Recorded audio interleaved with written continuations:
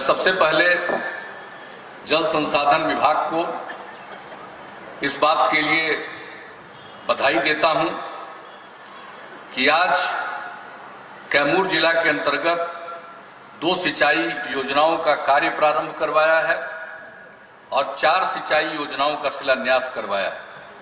और इसके बारे में सब लोगों ने, अपर मुख्य सचिव ने जल संसाधन विभाग के और माननीय मंत्री जल संसाधन विभाग ने भी इसका जिक्र कर दिया और उसके पहले माननीय विधायक जी ने भी इन बातों की चर्चा कर दी, तो मैं उन बातों को दोहराना नहीं चाहता हूं।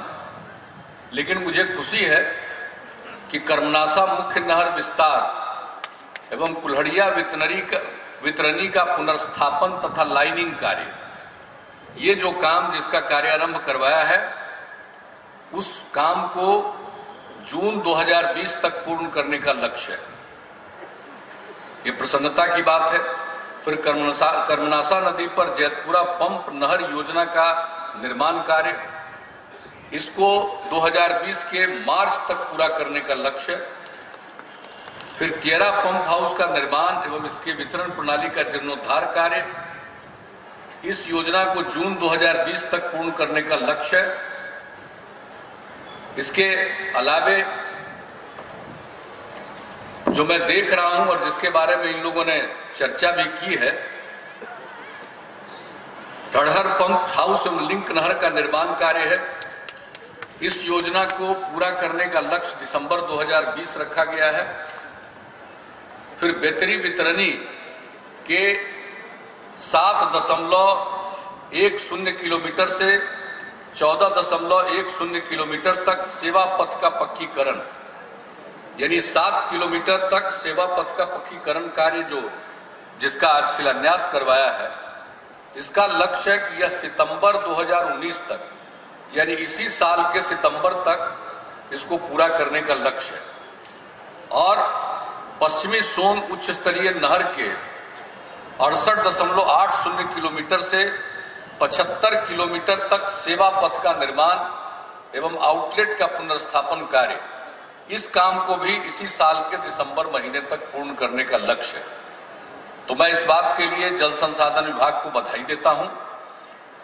और जो इन्होंने लक्ष्य निर्धारित किया है, अगर मुझे भी अपने इस कार्यक्रम में आपने आमंत्रित किया, इसके कार्यारंभ में और शिलान्यास के कार्यक्रम में, तो जो आपने प्रिंट करके ये कागज हम लोगों को समर्पित किया है, तो उसके लक्ष्य के मुताबिक इस काम को जरूर पूरा कीजिए।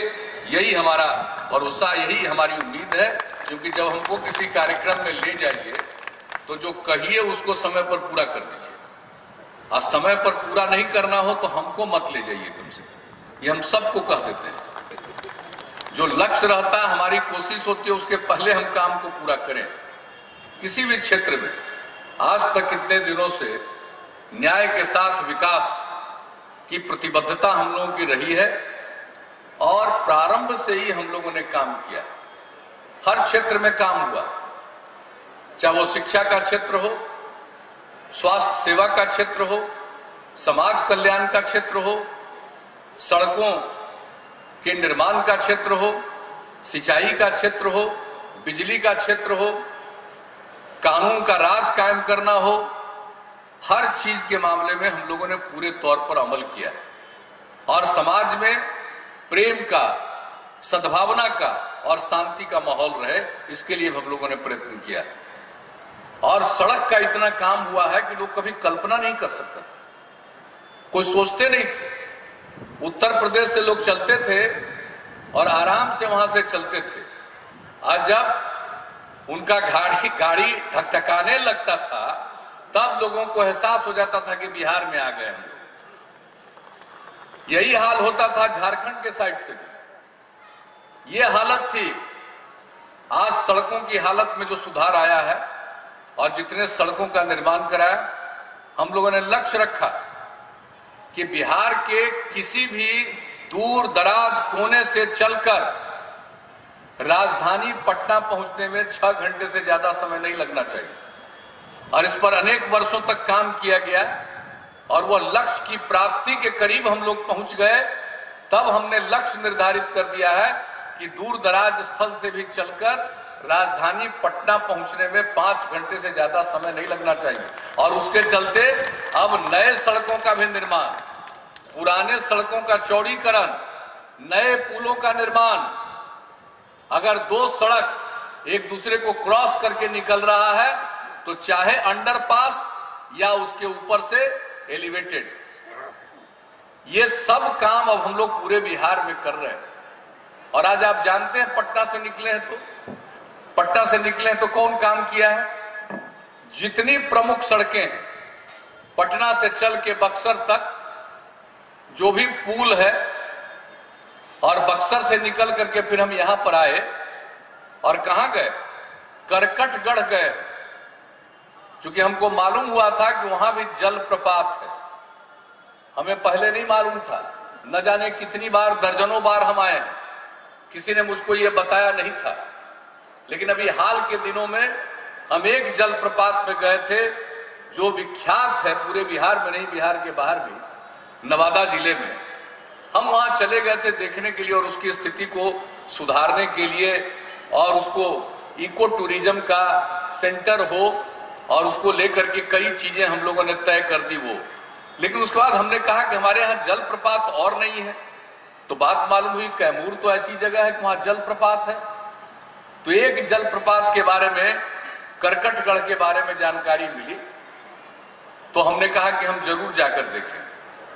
और वहां के बाद सब जगह सड़क का पुल के निर्माण काम को देखते हुए पटना से बक्सर के बीच में 4 लेन सड़क बनना, कहां कहां जमीन अधिग्रहण में दिक्कत हो रही है, कहां पर ब्रिज में दिक्कत हो रही है, कहां से पटना से चलेंगे तो बिहटा तक एलिवेटेड रोड बनना, बिहटा एयरपोर्ट चालू होने वाला, एक एक चीज को देखते हुए हम आपके करकटगढ़ तक पहुंचे। और करकटगढ़ में जाकर जो प्राकृतिक सौंदर्य है, अद्भुत दृश्य मुझे दिखाई पड़ा। और मैं तो यही कहूंगा कि वो पर्यटन, इको पर्यटन के दृष्टिकोण से वो वंडरफुल जगह थी।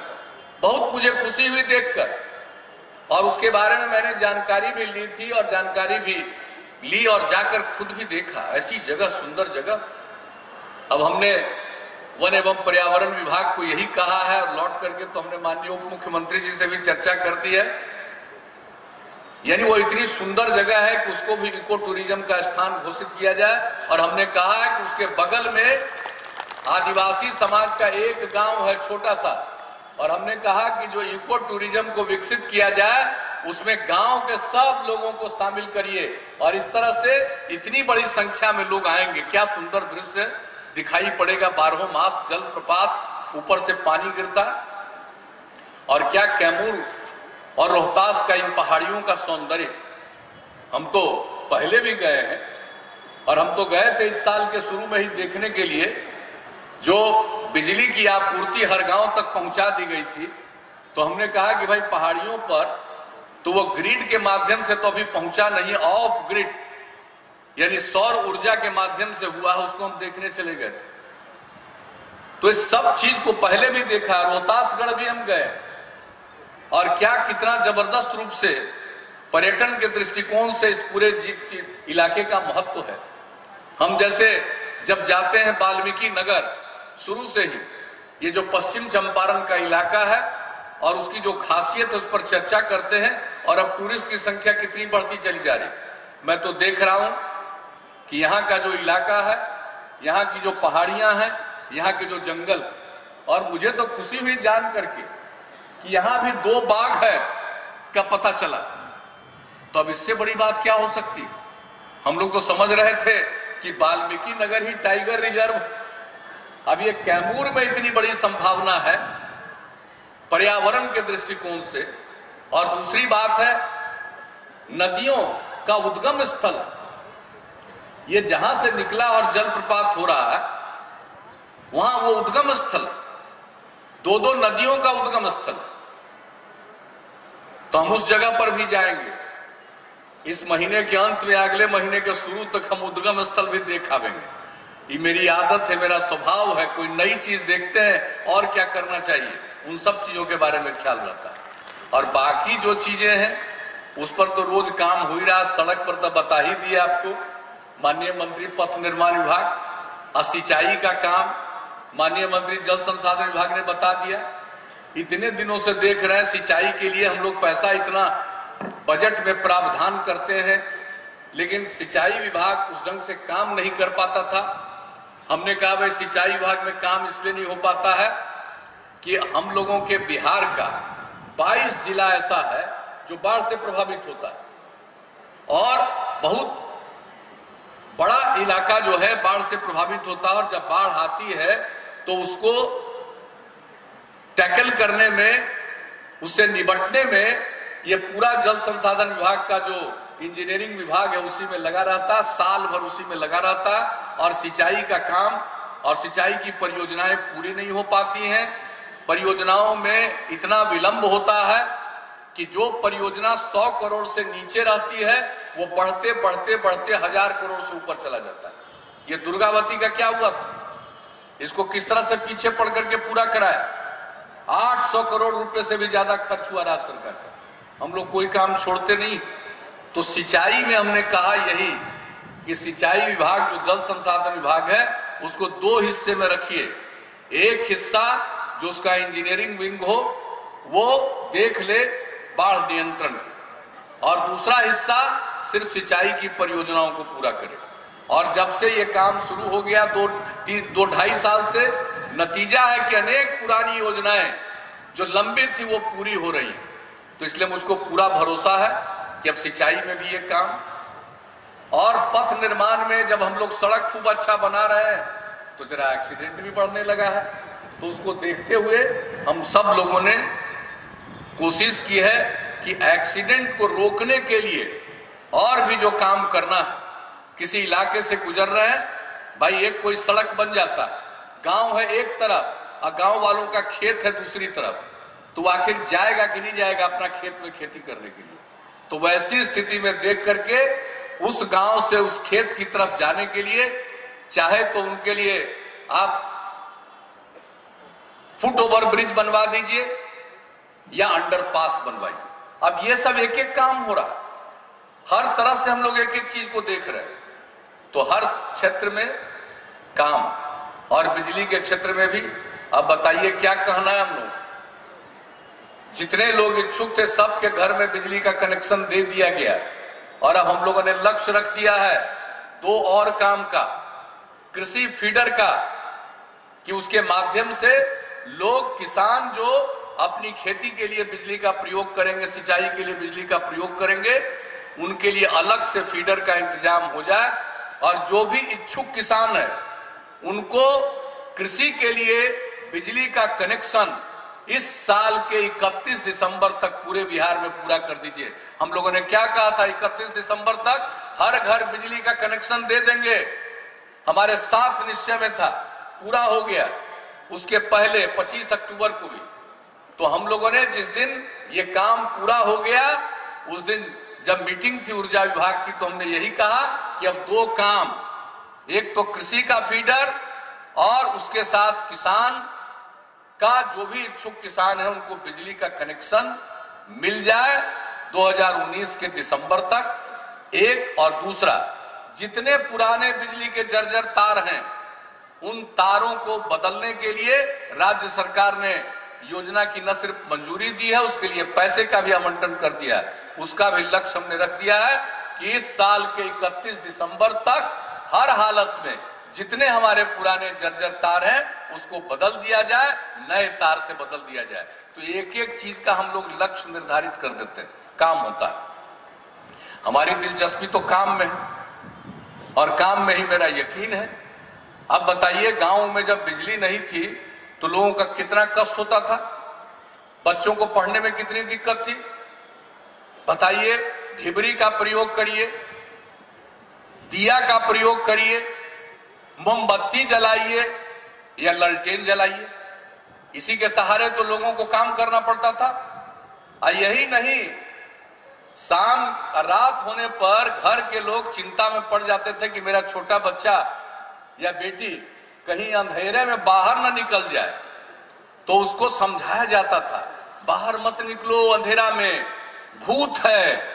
अब बताइए, अब बिजली घर घर पहुंच गया तो न भूत रहा न ललटेन की जरूरत अब है, जो चाहे बिजली का प्रयोग करे।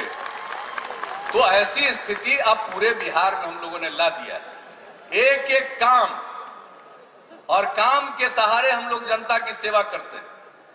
हम आप लोगों से यही आग्रह करेंगे कैमूर का, भाई यहाँ कृषि के क्षेत्र में जो संभावना है उसके लिए हम लोग सब सजग हैं।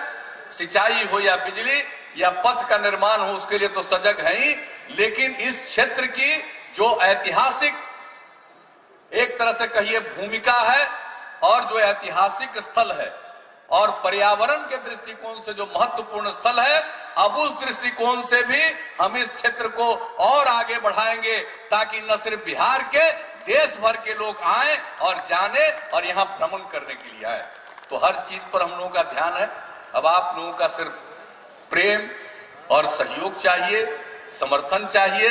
हम लोग समाज में टकराव नहीं पैदा करते, हम लोग समाज में प्रेम का वातावरण पैदा करना चाहते हैं। आप सबसे यही निवेदन है कि समाज में प्रेम का, शांति का, भाईचारे का, सद्भावना का माहौल कायम रखिए और तभी समाज आगे बढ़ेगा और विकास का लाभ होगा।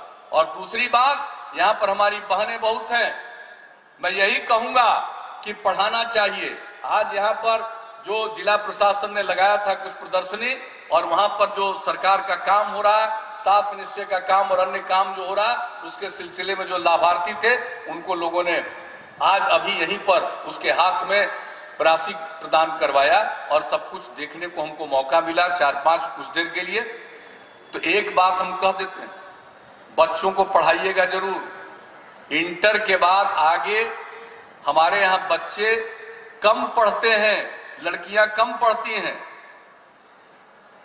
उसको कहते हैं ग्रॉस एनरोलमेंट रेशियो 13.9%, राष्ट्रीय औसत 24 है।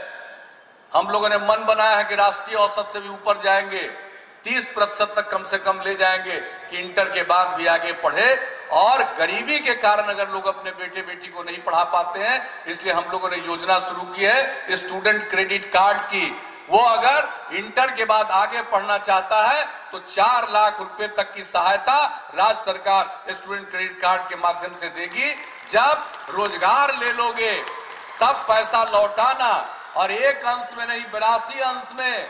लेकिन अगर रोजगार नहीं मिलेगा और आपने स्टूडेंट क्रेडिट कार्ड का फायदा उठा करके सरकार के धन से आगे की पढ़ाई की है, यकीन मानिएगा वैसे लड़के को पैसा वापस करने के लिए हम बाध्य नहीं करेंगे, माफ कर देंगे। लेकिन पढ़िए जरूर, पढ़ना जरूरी है, पढ़ने पर ही आगे बढ़िएगा। इसलिए हम सब लोगों से आग्रह करेंगे, बेटा हो, बेटी हो, पोता हो, पोती हो, नाती हो, नतनी हो, सबको पढ़ाइए और इंटर के भी आगे पढ़ाइए और स्टूडेंट क्रेडिट कार्ड योजना का लाभ लेकर पढ़ाइए। ये मन पढ़ाइएगा कि नहीं पढ़ाइएगा, जरा हाथ उठा के बताइए। चलिए अब सब लोग हाथ उठा करके सामने देखिए कौन दिखाई पड़ रहे हैं। दिखाई पड़ रहे हैं ना, सूर्य भगवान, और उनके सामने हाथ उठाए। इसलिए बाल बच्चा सबको पढ़ाइएगा और उसी में समाज आगे बढ़ेगा और प्रेम और सद्भावना का माहौल रहेगा तो पूरा समाज के लिए जो विकास का काम हो रहा उसका लाभ और ज्यादा प्राप्त होगा। तो इन्हीं शब्दों के साथ मैं आप सबको बधाई देता हूं, नए साल की भी शुभकामना देता हूं और मकर संक्रांति आ रहा है उसकी मैं शुभकामना आप सबको देता हूं। सब मिलकर चलिए, बिहार को आगे बढ़ाइए और देश की प्रगति में योगदान कीजिए। इन्हीं शब्दों के साथ बहुत बहुत धन्यवाद। सूचना एवं जनसंपर्क विभाग, बिहार सरकार द्वारा जारी।